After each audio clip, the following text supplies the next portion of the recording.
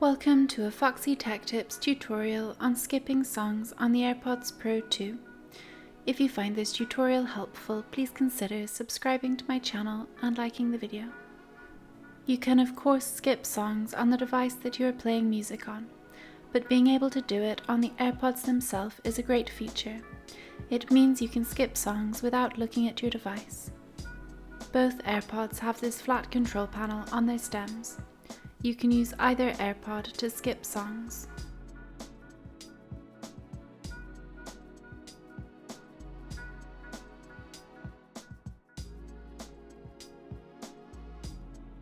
While your music is playing with the AirPods in your ears, double press the stem to skip a song.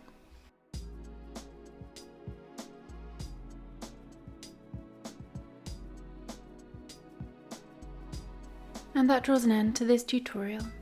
Please like the video if you found it helpful and subscribe to Foxy Tech Tips for more Apple AirPod tips and tricks.